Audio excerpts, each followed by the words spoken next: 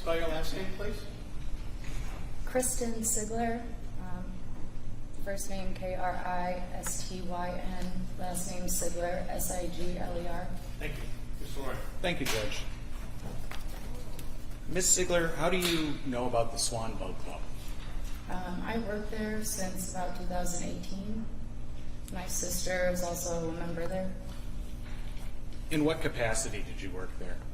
I was one of the head bartenders for about 5 years. It was a seasonal job, so in the slower months we didn't work as much, but then in the summer it's a full-time job again. Through that end, did you plan a birthday for your party, or a birthday party for your son at the boat club? I did. His third birthday, I rented the pavilion area. And when you say the pavilion, what does that include?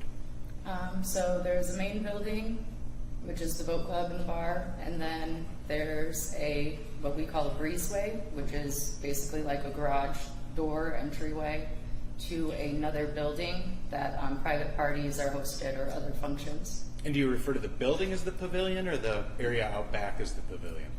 The building itself. Ms. Sigler, I'm just going to show you this just to make life easier. Your hands stand up, or is it going to be on there?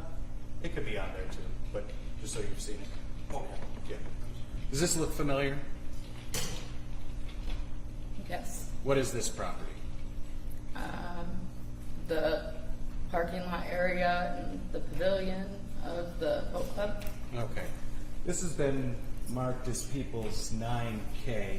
Ms. Sigler, is this a fair and accurate representation of an overhead view of the property where you worked for some 6 years? Yes. Okay. People would move for the admission of 9K. Response? No objection. People's 9K is admitted.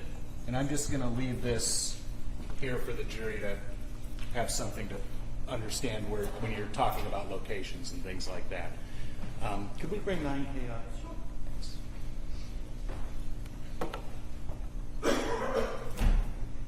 So, Ms. Sigler, when you say the pavilion, can you see that okay? Or should I hold the... No, I can see that. So the dirt area, is that the Swan Club parking lot? Yes. And then the two buildings right there on the water. So the one on the right with like a slide-in playground area behind it is the pavilion, and the area to the left is the main building. And when you reference a breezeway, what structure are you referring to? It's kind of hard to see, but where that little white door is in between, there's like a connecting. So part a for the small buildings. structure that connects the two buildings. Yes. So you rented the building on the right for your son's birthday party. Yes. And that was on April 20th, 2024? Yes. And that was in Berlin Township, Newport, state of Michigan? Yes. What time was the party scheduled to begin? It was from 1 to 4. How many guests were invited? Around 70. How many turned out? At least 50. Some people came a little bit earlier and had to leave. Some people came a little bit later. Okay.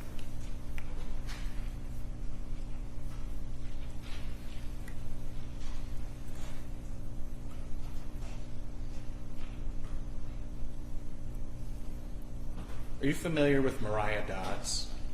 Yes, I am. How are you familiar with her? We have been best friends since we were 5. Okay. Are you familiar with her children? Yes, they're my godchildren. Was Mariah invited to the party? Yes, she was. How about her children? Yes. Do you recall what time they arrived? I think it was a little after 2 because they were running late. Okay. What about Ed Smothers? Are you familiar with him? Yes, that's Oh. Mariah's nephew. I also, knowing them since I was 5, I just consider him one of my nephews. He's not blood though. And how about Diane Medina? She's a friend. Okay. Is she also a member of the Swan Boat Club? She is a member of the Swan Boat Club. Okay. And how about Leah Stitt? That is my niece, Okay. Your blood niece? my sister's stepdaughter. Okay.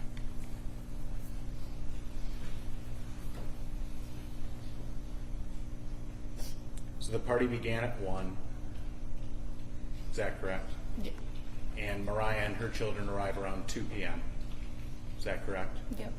So you have to answer yes. I'm sorry. or no. Yes. And you can't just nod your head because they're recording it. Okay. I know it's hard, but okay. Yep. Thank you.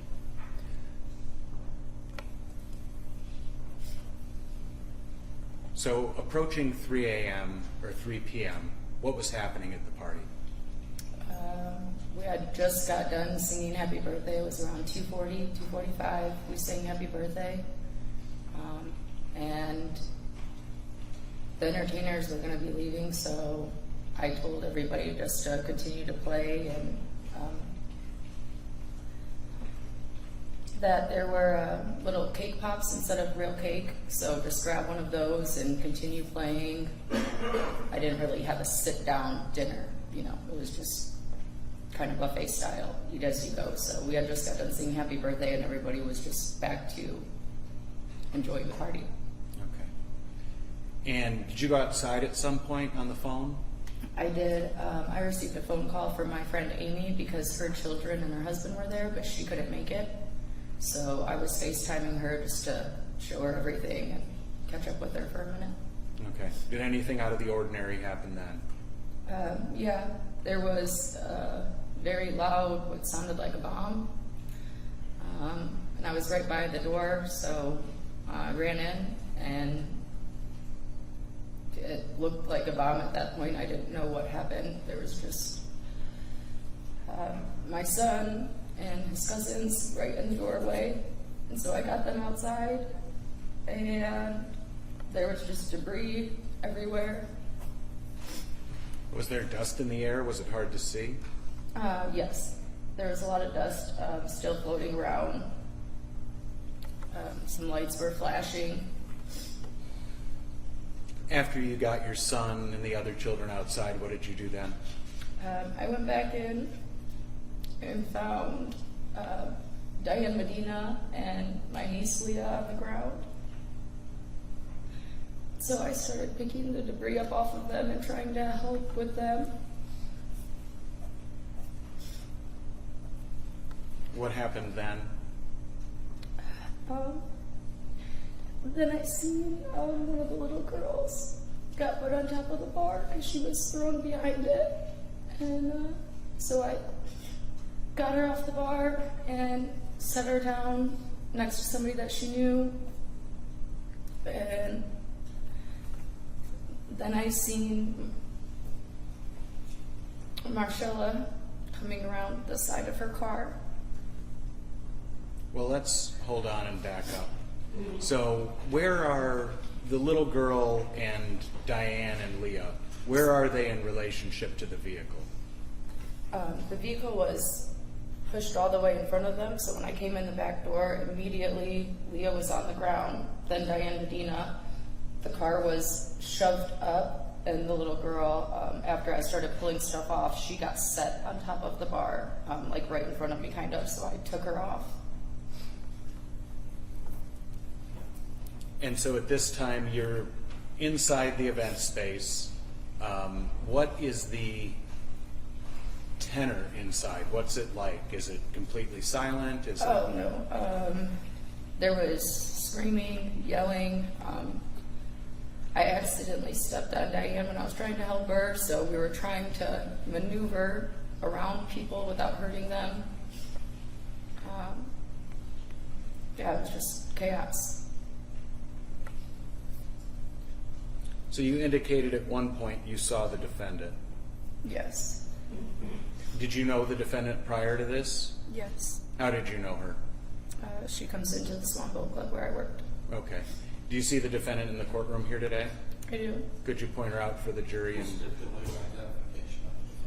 Record should reflect the witnesses identified the defendant. thank you, Judge. After you saw the defendant, what happened? I went over to her. I was kind of already right there, so I was at the back of her car. She was being walked around the back of her car, and I grabbed her. And then I realized that it was a car that was in front of me, because before I didn't realize it was a car. I just seen a big mess. And so when we got to the back of her car, I grabbed her and I started yelling at her. And somebody yelled, "There's a kid under the car." So I told her to pop her trunk so we could get a jack. She popped the trunk. I started looking for the jack. She came like kind of back over towards me.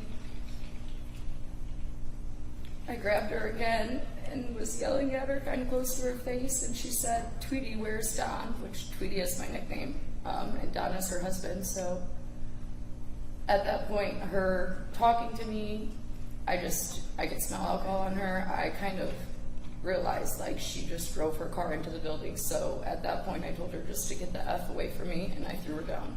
Okay.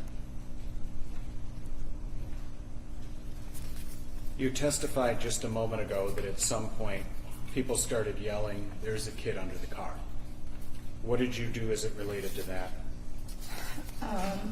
Well, I looked for the jack for a minute, and a bunch of the guys that were at the party grabbed 2x4s or 2x6s that were on the ground and just said, "On the count of 3, we're gonna lift. We need you to go under." So once they lifted, I seen Zane. He was underneath the driver's side wheel well of the car,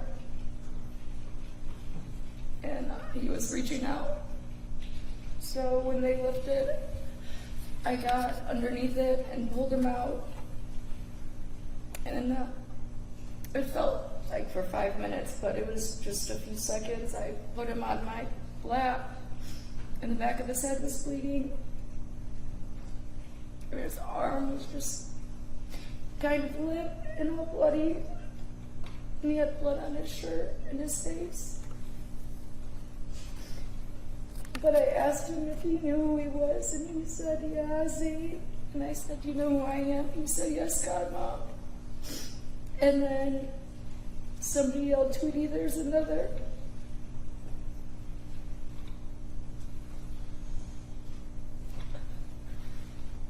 So I handed Zane to my sister and tried to go back under for Alana, but I couldn't reach her, and the car started slipping, so they told me to come back out. And what did you do then, Kristyn? I followed behind my sister. She was carrying Zane outside. And I followed behind her and told her just to keep talking to him, and that I had to go try to get Alana from the other side, which was the breezeway. And what did you see when you got to the breezeway?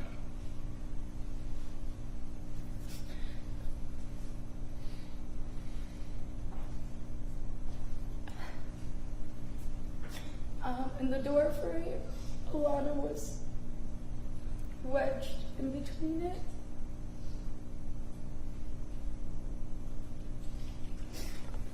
But she was already gone. She was blue and discolored.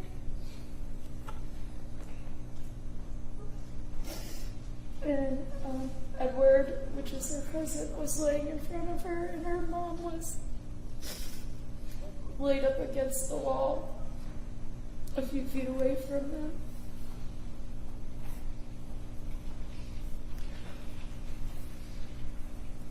So what did you do then while you were in the breezeway? I tried to shield Mariah from seeing Alana, and I made eye contact with Edward and told him just to keep looking straight. Told Mariah to keep looking straight. And then the sirens, I could hear the sirens, so I told them that I had to go get help. And both of them asked me not to leave them, but I knew that I needed first responders, I needed somebody. So I ran out, and the first EMS workers stopped right in front of Zane and my sister, started helping with him, and then I directed them to where Mariah was. But then they wouldn't let me in either area anymore. Okay. So that was kind of all you saw of what went on that day, at least firsthand. All right. I don't have any further questions for this witness, Judge. Ross? All right, may this witness be excused. From